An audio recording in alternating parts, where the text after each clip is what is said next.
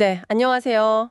오늘 저희가 받은 자료들 보면서요, 글로벌 주요 이슈들 좀 깊이 파헤쳐 보겠습니다. 네, 안녕하세요. 오늘은 특히 그 중동 지역 긴장 문제하고 또 미국 경제 정책 관련해서 불확실성이 커지는 부분, 여기에 좀 집중해 보려고 합니다. 네, 중요한 이슈들이죠. 뭐 이스라엘의 가자지구 전략 변화부터 시작해서 후티 반군 움직임, 또 미국 관세 정책 영향까지 다양한 자료들 저희가 종합적으로 살펴볼 거고요. 네, 이 속에서 여러분께 가장 중요하고 또 흥미로운 핵심 통찰, 그걸 뽑아내는 게 오늘 저희 목표입니다. 좋습니다. 자, 그럼 바로 시작해 볼까요? 이스라엘이 가자지구 관련해서 전례 없는 계획을 승인했다, 이런 소식이 있는데 먼저 이 얘기부터 좀 해보죠. 네, 그 이스라엘 안보내각이 승인했다는 계획인데요. 네. 이게 가자지구 전체를 점령하고 심지어 무기한 통제까지 할 수 있다는 내용이더라고요. 무기한 통제요? 네, 거기에 예비군 수만 명 추가 소집하고 팔레스타인 민간인들은 남쪽으로 이동시키고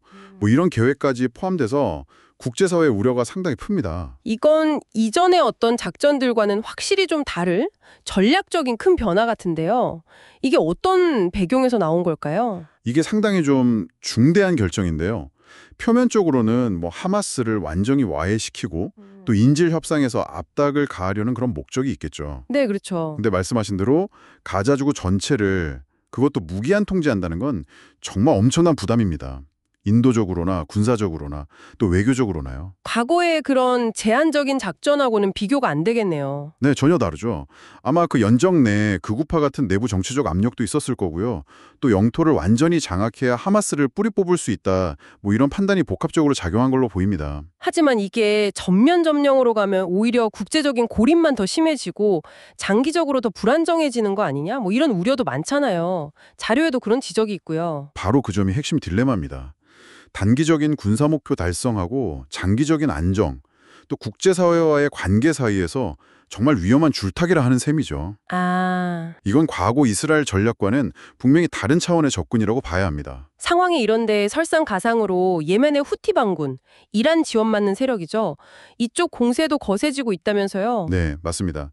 텔아비브 인근 공항에 미사일 공격을 했다는 소식도 있었고, 공항에요. 네, 그러자 이스라엘은 즉각 예멘 항구 도시에 보복 공습을 단행했고요. 후티 측은 심지어 추가로 공항 공격하겠다고 위협까지 하고 나섰습니다. 이야, 이거 정말 상황이 점점 더 심각해지는 것 같은데요. 이건 후치 공격은요, 그들의 장거리 타격 능력이 상당히 향상됐다는 걸 보여주는 거고요. 네. 또 이스라엘의 핵심 기반 시설을 직접 위협할 수 있다는 점에서 이 위험 수위가 이전과는 다르게 확 올라갔습니다. 이스라엘의 반응도 상당히 빨랐던 것 같고요. 네, 아주 신속하고 직접적인 보복이었죠. 이건 이런 공격에 대한 어떤 용인 수준이 매우 낮아졌다는 걸 보여주는 신호입니다. 그래서 이제 분쟁이 단순히 가자나 레바논 전선을 넘어서 이란의 대리 세력들과 직접 충돌하는 양상으로 번질 가능성도 배제할 수 없게 됐습니다. 네타냐후 총리가 이란과의 연관성도 직접 언급했다면서요? 네, 그 점도 주목해야 합니다. 이 모든 게 연결되어 있다는 거죠. 아, 정말 복잡하네요. 근데 여기에 또 하나 튀르키예가 이스라엘과의 모든 교역을 중단했다는 소식도 있어요.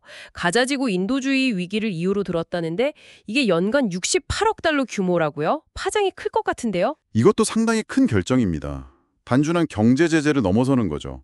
중대한 외교적, 경제적 단절이라고 봐야 합니다. 네. 인도주의적 명분 외에도 뭐 에르도안 대통령의 국내 정치적 계산이라든가 또 지역 내에서 튀르키예의 영향력을 좀 확대하려는 그런 의도도 깔려 있다고 분석됩니다. 양국 경제에도 타격이 있겠지만 말씀하신 대로 외교적인 영향이 더 클 수도 있겠군요. 그렇죠. 특히 이스라엘을 외교적으로 더 고립시키는 효과가 크고요. 기존의 어떤 경제관계의 틀 자체를 흔드는 상징적인 의미도 있습니다. 네. 이건 과거 튀르키예가 보여줬던 좀 실용주의적인 외교 노선에서도 상당히 벗어나는 이례적인 조치라고 할 수 있어요. 자, 이렇게 지정학적 긴장이 높아지는 건 결국 세계 경제에도 영향을 미칠 수밖에 없는데요. 특히 미국 경제 내부에서도 좀 불안정한 신호들이 나오고 있는 것 같아요. 네, 맞습니다. 트럼프 행정부의 관세 정책 예고, 이런 걸로 불확실성이 커지는 가운데 1분기 GDP는 예상외로 마이너스 성장을 했어요. 마이너스 0.3%. 네, 그랬죠. 근데 또 4월 고용 지표를 보면 17만 7천 건 증가해서 고용은 또 견조하단 말이죠. 이 상반된 신호들 어떻게 봐야 할까요? 혹시 더 깊은 긴장 상태를 보여주는 걸까요? 정확한 지적이십니다. 지금 미국 경제가 딱 기로에 서 있는 모습이에요. 기로요? 네.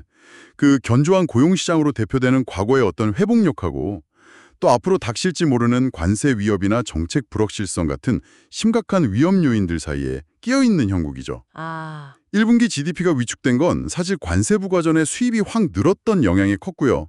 소비 같은 기본적인 내수는 아직 살아있습니다. 네, 내수는 괜찮다. 근데 중요한 건 이런 정책 불확실성 자체가 기업들의 미래 투자를 지금 극도로 위축시키고 있다는 그런 명확한 신호들이 나오고 있다는 점이에요. 투자가 위축된다. 네, 실제로 여러 분석기관들에서 앞으로 1년 안에 경기 침체가 올 확률을 35%에서 많게는 60%까지도 보고 있거든요. 전반적으로 그 확률 예측치가 계속 올라가는 추세입니다. 확률이 올라가고 있다. 정책 방향 자체도 좀 변화가 감지되는 것 같아요. 2026 연희 예산안을 보니까 국립과학재단, NSF 예산을 56%, 나사 과학부문 예산은 46% 이렇게 대폭 삭감하려 한다는 소식이 있고요. 네, 상당한 규모죠. 또 국제개발금융회의